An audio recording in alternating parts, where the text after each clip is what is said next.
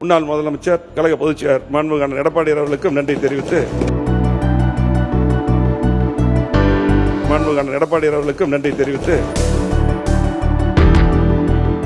எல்லோரும் எல்லாமும் பெற வேண்டும், இங்கு இல்லாமை இல்லாத நிலை வேண்டும். அம்மா அவர்களின் சிந்தனைக்கு செயல் வடிவம் கொடுக்கும் வகையில் தாலிக்கு தங்கம் மற்றும் உதவித்தொகை, தொட்டில் குழந்தை திட்டம், மழைநீர் சேகரிப்பு திட்டம், மகளிருக்கு உள்ளாட்சிகளில் 50% இடஒதுக்கீடு, மாணாக்கர்களுக்கு காலனி முதல் மடிக்கணினி வரை விலையில்லாத அரிசி,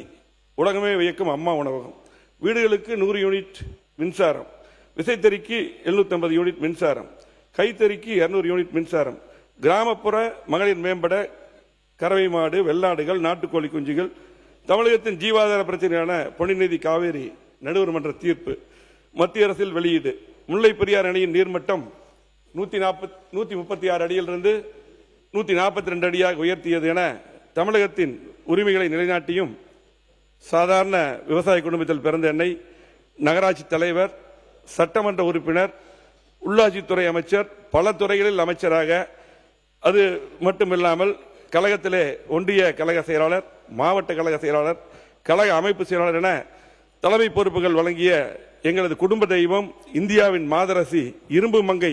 தங்கத்தாரையை டாக்டர் புரட்சித் தலைவி அம்மா அவர்களுக்கும் மறைந்தும் மறையாமலும் உலகத் தமிழர்கள் இதயங்களில் வாழும் இருவரும் தெய்வங்கள், துயிலும் திசை நோக்கி வணங்குகிறேன். மாண்புமிகு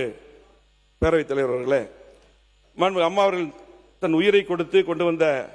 பொற்கால தொடராட்சியை, குடிமரம் திட்டம், அம்மா மினி கிளினிக், அம்மா இருசக்கர வாகனம், ஒரே ஆண்டில் 11 மருத்துவக் கல்லூரிகள், மருத்துவம் பயில மாணாக்கர்களுக்கு 7.5% இடஒதுக்கீடு, 2 முறை வேளாண் கடன் தள்ளுபடி என வரலாற்று சாதனைகள் திட்டங்கள் வழங்கியது அதிமுகவுடைய அம்மாவுடைய அரசு. அந்த அரசை வழிநடத்திய முன்னாள் முதலமைச்சர் கழக பொதுச்செயலர் மாண்புமிகு எடப்பாடி அவர்களுக்கும் நன்றி தெரிவித்து